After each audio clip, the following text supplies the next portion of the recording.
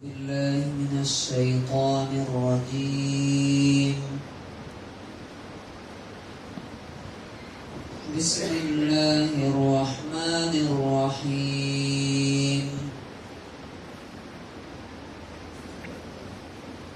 الذين ينفقون في السراء والضراء والكاظمين الغيظ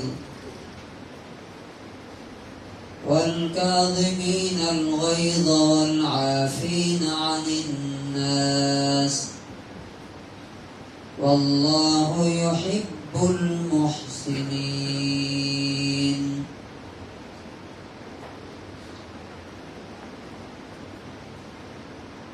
وہ لوگ جن کے لیے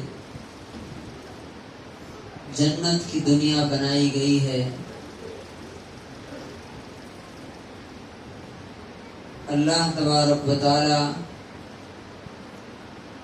ان کی خصوصیت، ان کی صفات، ان کی کوالٹیز بیان کرتا ہے۔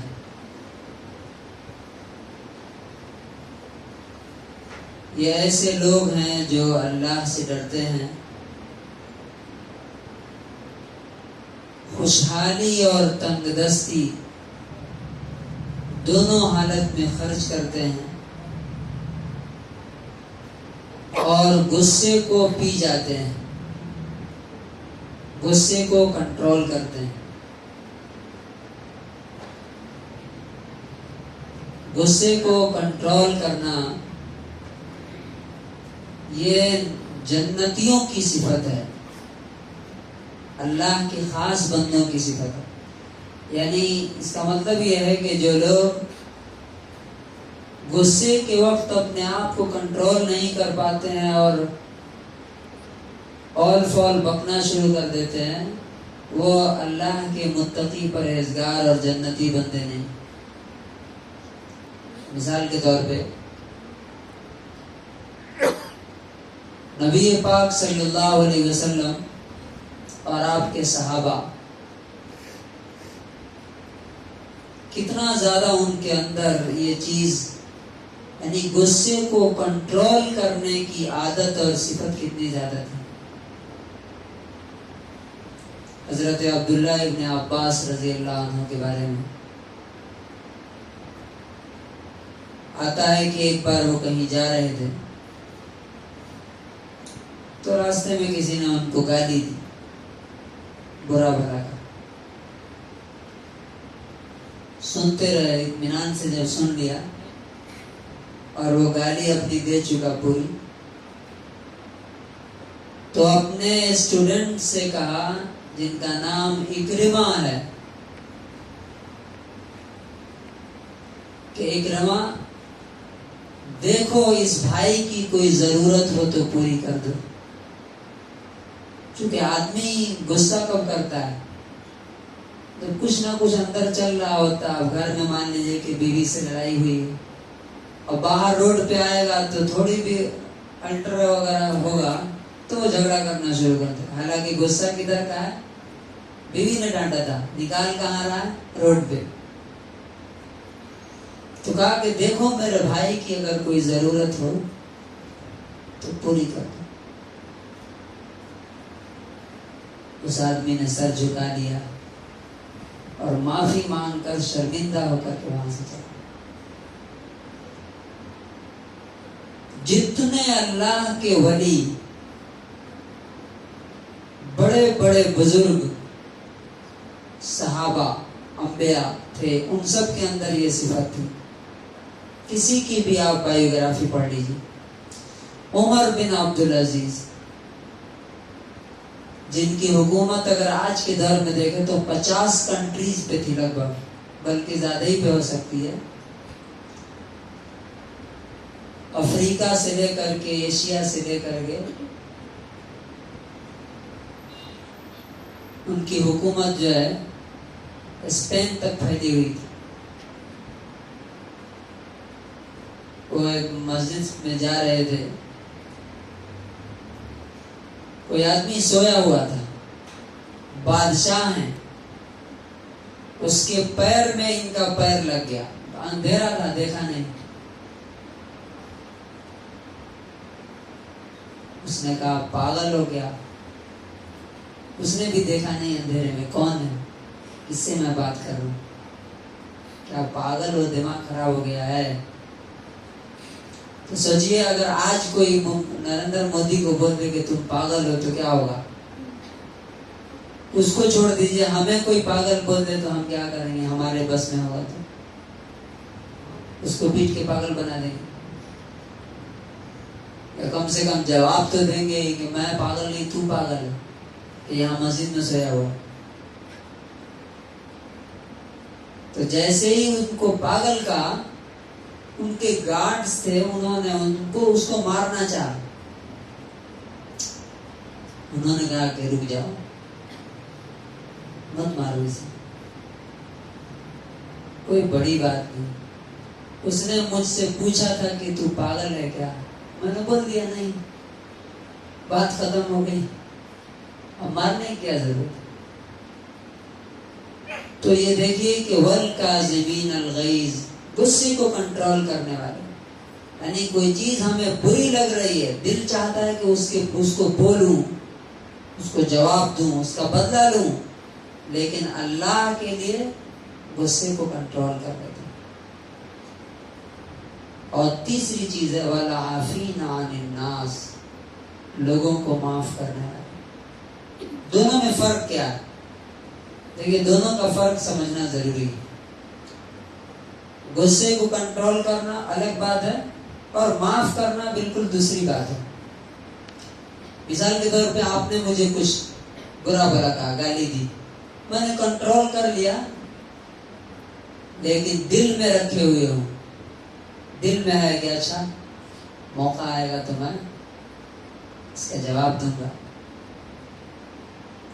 تو آپ نے غصہ پی تو گئے لیکن اندر رکھے ہوئے ہیں. ایک حکم پہ آپ نے عمل کیا، دوسرا جو حکم ہے والعافین عن الناس، اس کا مطلب یہ کہ دل سے بھی وہ بات نکال دی کہ اچھا چھوڑو، ہوا جو ہوا، کہتے نا لیٹ اٹ گو، جانے دو، ختم کرو، جو ہونا تھا وہ ہو گیا، ہم نے اس کو معاف کر دیا، دل سے بھی نکال دیا.